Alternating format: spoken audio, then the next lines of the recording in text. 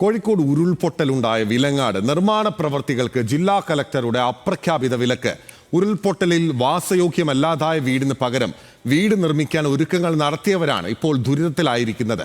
വിലങ്ങാട് പുനരധിവാസവുമായി ബന്ധപ്പെട്ട് NIT സംഘത്തിന്റെ പഠന റിപ്പോർട്ട് ജില്ലാ ഭരണകൂടത്തിന് സമർപ്പിച്ചതിന് തൊട്ടു പിന്നാലെയാണ് വിലക്ക് ഏർപ്പെടുത്തിയതെന്നാണ് നാട്ടുകാരുടെ ആരോപണം.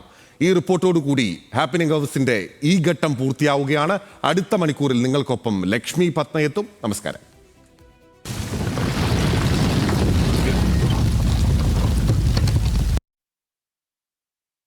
ഏതായാലും മനുഷ്യൻ ജനിച്ചാൽ ഒരു മരണമുണ്ട്. അത് ചിലപ്പോൾ ഉരുളിലായിരിക്കും, അപകടത്തിലായിരിക്കും, രോഗത്തിലായിരിക്കും. ഞങ്ങൾ എന്തും നേരിടാൻ തയ്യാറാണ്.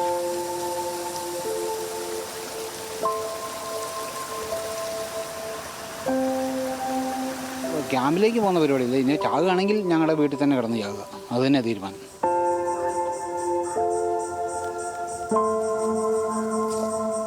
വിലങ്ങാട് ദുരന്തഭൂമിയിലെ റോഡിനോട് ചേർന്ന പറമ്പിൽ ടാപ്പിംഗ് നടത്തുന്ന സ്ഥലത്താണ് കുടിപ്പാറ ജോർജ് വീടിന് സ്ഥലമൊരുക്കിയത്.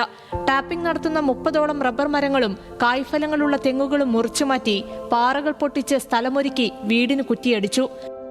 എന്നാൽ വിലങ്ങാട് മലയോരം ഉൾപ്പെടുന്ന വാണിമേൽ പഞ്ചായത്തിലെ 9, 10, 11 വാർഡുകളിലെ നിർമ്മാണ പ്രവർത്തനങ്ങൾക്ക് കഴിഞ്ഞയാഴ്ച ജില്ലാ കളക്ടർ അപ്രഖ്യാപിത വിലക്ക് പ്രഖ്യാപിച്ചു.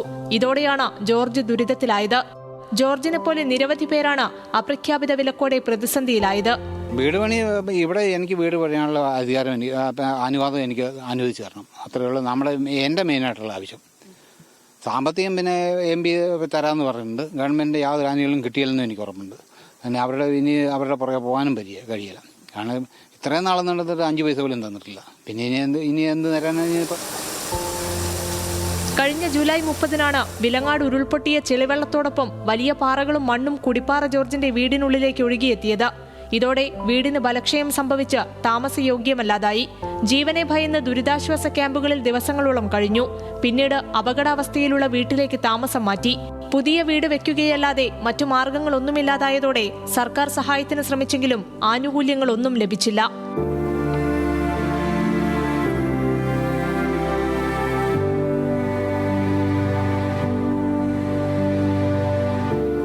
സർക്കാരിന്റെ ദുരിതബാധിതരുടെ ലിസ്റ്റുകളിലൊന്നിലും ജോർജും കുടുംബവും ഉൾപ്പെട്ടില്ല. സ്ഥലം MP ഷാഫി പറമ്പിൽ ദുരന്തമുഖത്തെത്തി 20 വീടുകൾ നിർമ്മിച്ചു നൽകുമെന്ന പ്രഖ്യാപനം നടത്തി. MP പ്രഖ്യാപിച്ച 20 വീടുകളിൽ ജോർജിന്റെ ഉൾപ്പെടെ 5 വീടുകളുടെ തറക്കല്ലിടൽ ഈ ഫെബ്രുവരിയിൽ നടത്തി. വീട് നിർമ്മാണ പ്രവൃത്തി ഏപ്രിൽ 7-ന് തുടങ്ങുമെന്ന് പ്രതീക്ഷിച്ച് ഒരുക്കങ്ങൾ പൂർത്തിയാക്കിയവരാണ് ഇപ്പോൾ നിസ്സഹായരായത്.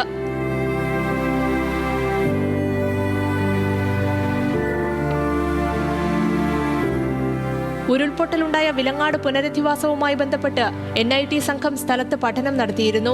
പഠന റിപ്പോർട്ട് ജില്ലാ ഭരണകൂടത്തിന് സമർപ്പിച്ചതിനു പിന്നാലെയാണ് വിലക്കേർപ്പെടുത്തിയതെന്ന് നാട്ടുകാർ പറയുന്നു.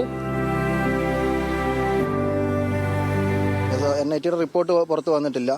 പിന്നെ ഈ ഒരു ഇത് മൂലം ജനങ്ങൾക്ക് ബുദ്ധിമുട്ടാണ്. പിന്നെ സർക്കാരിന്റെ ഭാഗത്തു നിന്ന് അങ്ങനെയുള്ള തോന്നലുകൾ ഉണ്ടോ എന്ന് നമുക്ക് പറയാൻ പറ്റത്തില്ല. ഞങ്ങൾ ആവശ്യപ്പെടുന്നത് അത് NIT റിപ്പോർട്ടിന്റെ അടിസ്ഥാനത്തിലാണ് കളക്ടർ പറയുന്നതെങ്കിൽ ആ റിപ്പോർട്ട് പുറത്തുവിടണം.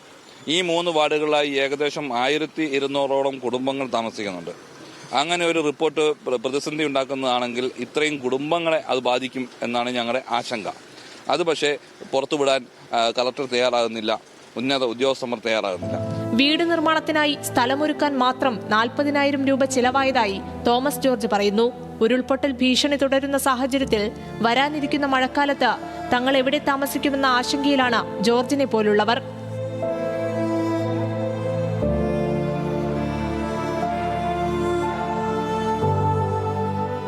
വിലങ്ങാട് ഉരുൾപൊട്ടലുണ്ടായി 8 മാസങ്ങൾ പിന്നിടുമ്പോഴും പലർക്കും ഇവിടെ പുനരധിവാസം സാധ്യമായിട്ടില്ല.